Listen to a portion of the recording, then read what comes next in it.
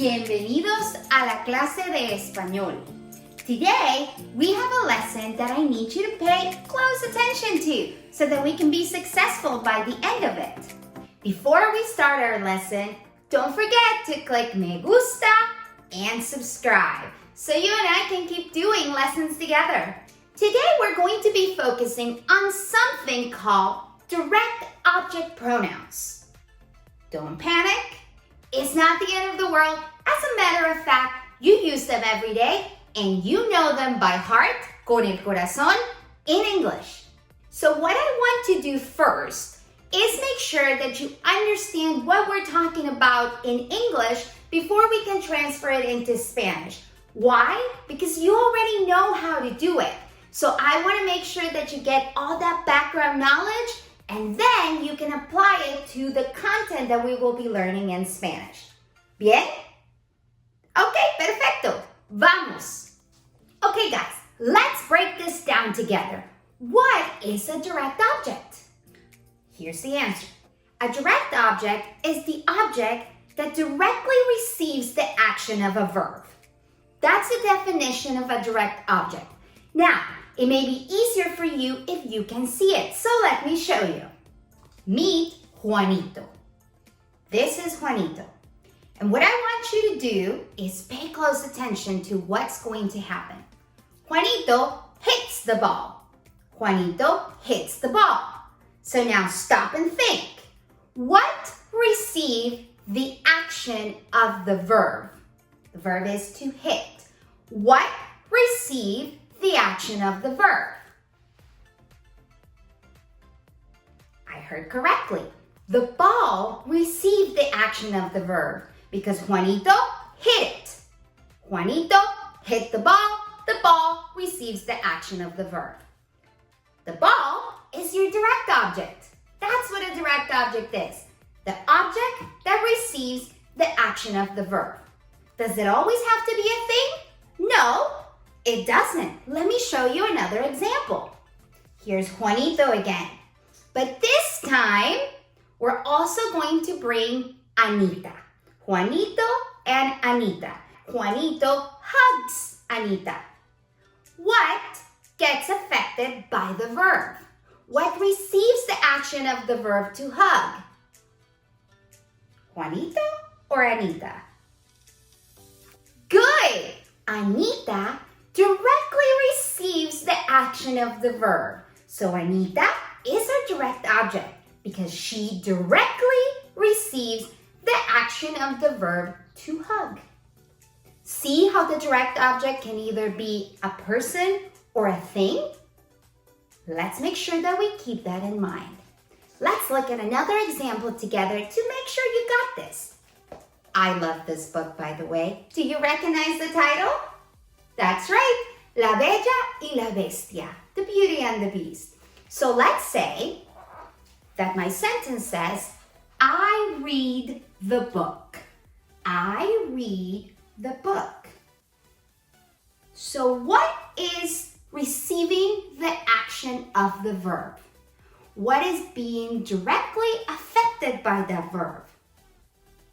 Yes, you're right. The book, el libro. So the book would be our direct object. I think you got it. So, how do we figure out what or who is being affected by the verb? It's pretty simple. We are going to ask a what or who question in regards to the action that the subject of the sentence is performing. That sounded complicated, but don't let it scare you. Let me show you. It's super easy. Juanito and the ball. Juanito hit what? Juanito hit what? And the answer is ball. So that's how you find your direct object. Remember Anita? It's the same thing, you guys. Juanito and Anita. So, who did Juanito hug? Juanito hugged Anita. Therefore, Anita is your direct object. So now that you know how to find that direct object, what good does it do? It's simple. Direct objects are generally replaced with a pronoun so that you don't have to repeat yourself. Let me show you an example. Let's suppose I'm telling you that my husband bought me some flowers, which he did. But I want to tell you all sorts of things about the flowers. Check how this goes. My husband bought me flowers. The flowers are beautiful. The flowers are red. He went to buy the flowers in the supermarket and the flowers were super expensive. Oh, I love the flowers. I wish I had more flowers. Did you see a problem with that whole story I just told you? That's right. I repeated the flowers over and over and over and over. The flowers this, the flowers that. That's exactly what direct object pronouns are meant to do, to allow us not to repeat ourselves that much, and instead to say, he bought the flowers at the supermarket. I love them. They were beautiful. They are gorgeous. And we know that that them and that they refers to what? Yes, you're right, the flowers, because we already know what we're talking about. So that is what we're going to learn how to do today in Spanish. Okay, so now you know how to find a direct object.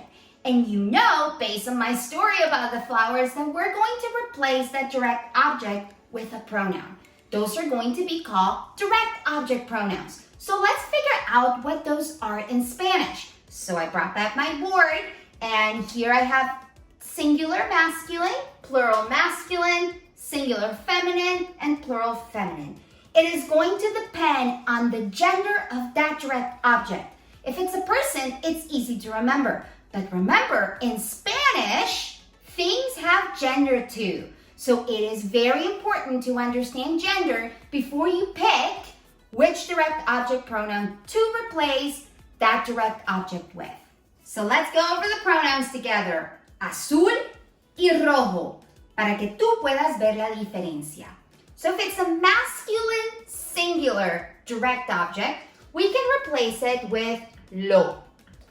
That's the direct object pronoun, lo. If it's a singular feminine, we're going to replace it with la. So we have lo, la, lola.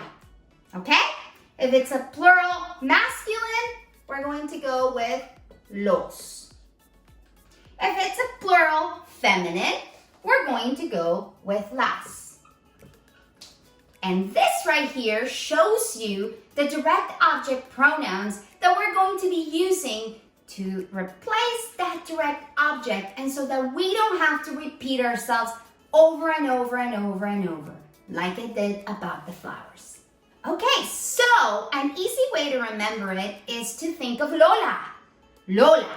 Lola will give you the singular direct object pronouns, and then you know that to make them plural, you're just gonna add an S. So when it comes to direct object pronouns, think of Lola, our friend Lola. Teacher Catalina, where do I put the direct object pronoun? There's a couple things that I am going to go over, but the first one is the direct object pronoun always goes in front of the conjugated verb. The direct object pronoun goes in front of the conjugated verb. Let's look at some examples together. Do you remember Juanito? Juanito. And the ball. Pelota. La pelota. Pelota. Is it masculine or feminine? You're right. It's a feminine singular noun. La pelota. So we know that la pelota is our direct object, and it has to be replaced by the correct direct object pronoun, which you and I have already decided is going to be la. So now our sentence would say, él la pateó. Él la pateó. Because most likely we've been talking about Juanito and la pelota, or la pelota in general, so we know that that la represents the ball. Juanito la pateó. Good. Juanito and Anita, and Juanito hugged Anita. The verb in Spanish is abrazar. Abrazar, to hug. Okay? So let's say we've been talking about Juanito and Anita for a while, and now we want to say he hugs her. So we don't have to say Anita because we're going to replace it with a direct object pronoun. Anita is a person, and it's one person, and it's feminine. So which one of these direct object pronouns would we choose? Muy bien. In this case, we would choose la again. So now we would say, Juanito la abraza. Juanito la, standing for her, abraza. Once again, Juanito la, representing Anita, abraza. Juanito la abraza. Remember el libro that I was reading a few seconds ago? Well, el libro, we decided that it was our direct object when I said, I read the book, because the book is directly affected by the action of the verb. So now that we know the book is the direct object, we have to replace it with one of these direct object pronouns. So which one should we use? El libro. El libro. Muy bien. So the first thing we know is that el libro is a masculine noun. And we're only talking about one, so the correct direct object pronoun to replace it would be lo. So I could say, yo lo leo. Yo lo leo. And leo comes from the verb leer, which is to read. So yo lo leo. Yo lo leo. Look at this sentence. Catalina usa las gafas de sol. Catalina usa las gafas de sol. So the first thing we do is we look at this sentence. Catalina usa las gafas de sol. And we ask a question. What does Catalina use? She uses las gafas de sol. So that gives us the answer of what is our direct object. So now in the sentence, Catalina usa las gafas de sol, we know that the gafas de sol is what we're going to be replacing because that's our direct object. Good so far? Good. So now we have to replace las gafas de sol with a direct object pronoun. We know that gafas de sol, las gafas de sol, are feminine and plural. So we're going to replace with the direct object pronoun las. Where do we put the direct object pronoun? We put it in front of our conjugated verb. So let's look at our new sentence. Ella las usa. Ella las usa. And now you've replaced your direct object, las gafas de sol, with the direct object pronoun las, that represents still las gafas de sol. Ella las usa. Let's look at another example together. First, I want to introduce you to a papaya. I love papayas, and we eat them quite a bit in Latin American countries. Papaya. So the sentence is, nosotros comemos papaya. Nosotros comemos papaya. The first thing we do, we ask the question, what do we eat? Papaya. Okay, so papaya is our direct object. Now we have to decide what direct object pronoun we're going to use to replace it. Since papaya is feminine, la papaya, and it's only one papaya that we're talking about, we replace it with the direct object pronoun la. And we know that that direct object pronoun goes in front of our conjugated verb. So the answer would be nosotros la comemos. Nosotros la comemos. And you know that that la refers to the papaya that I showed you earlier. One more example. This time, we're going to talk about los aguacates. Me encantan los aguacates. Los aguacates. So our sentence say, ellos comen aguacates. Ellos comen aguacates. Question. What do they eat? Los aguacates. Okay, perfecto. Aguacates are going to be our direct objects, and we have to replace them with a direct object pronoun. El aguacate. El aguacate. But we have los aguacates. So the first thing we know is that they're masculine, and we have more than one, so they're plural. So the direct object pronoun we're going to pick is going to be los. Okay, so now I know I have to put that direct object pronoun where? Good, we put it in front of our conjugated verb. So our new sentence would look, ellos los comen. Ellos los comen. Ellos los comen. And we know that we are talking about los aguacates.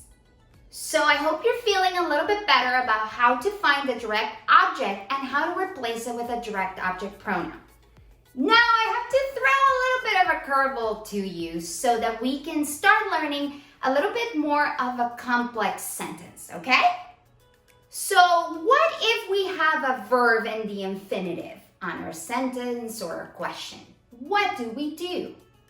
Let me show you.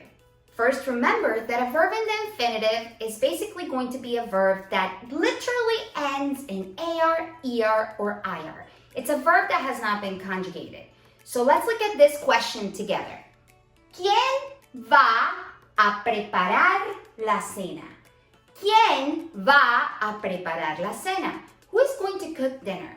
Now, the first thing we can see in this question is that there is a conjugated verb, va, but we also have a verb in the infinitive who is going to prepare the dinner. ¿Quién va a preparar la cena? So now, what do we do with that direct object pronoun? Where do we put it? There are two places that you can put it, and either one of them would be correct. Number one, you can put it in front of the conjugated verb. But since you have a verb in the infinitive, you can also attach it to the end of the infinitive. So let me show you two different ways that we could answer, ¿Quién va a preparar la cena?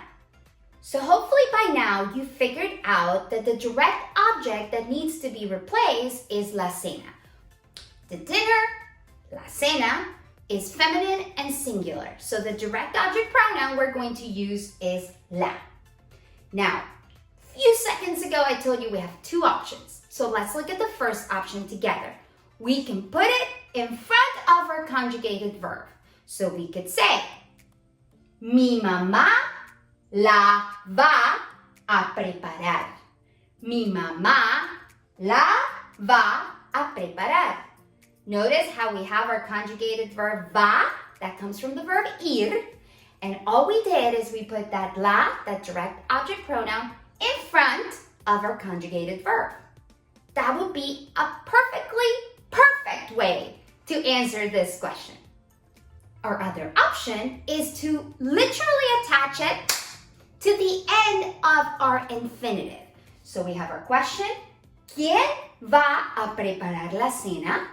Who is going to cook the dinner? Again, we know la cena is our direct object. We replace it with the direct object pronoun la. And now we're going to put that la at the end of our infinitive. So our answer, our new sentence would look, mi mamá va a prepararla. Mi mamá va a prepararla. See how preparar became prepararla? That la at the end of preparar, prepararla, that includes our direct object pronoun. So this is an example of how we can add that direct object pronoun to the end of an infinitive. And this would be another perfect way of answering that question. You have two choices. Remember the word helado? Un helado. Now let's look at the sentence. Quiero comprar un helado. Quiero comprar un helado. What do I want to buy? Un helado. That's my direct object. So now I know I have to replace my direct object with a direct object pronoun. Helado, un helado.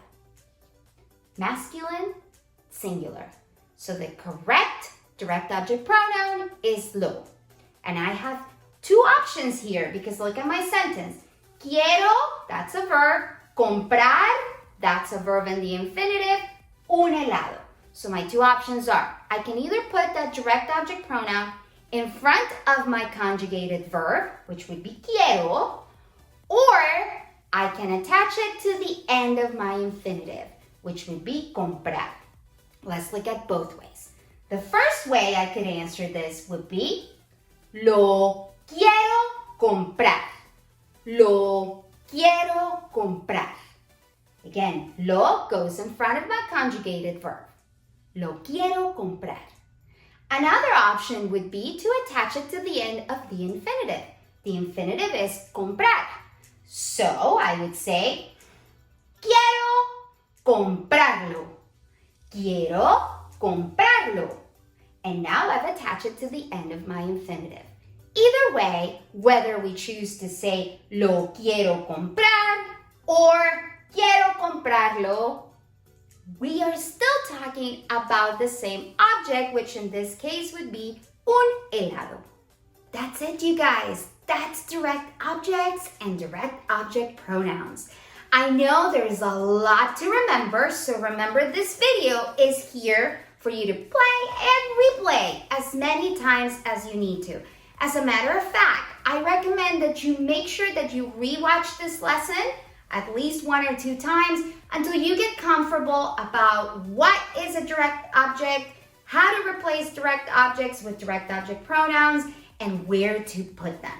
So remember, once you figure out what your direct object is, you replace it with a direct object pronoun, and then if you have a sentence that has an infinitive, you have 2 options. You can either put it in front of your conjugated verb, or you can attach it to the end of your infinitive.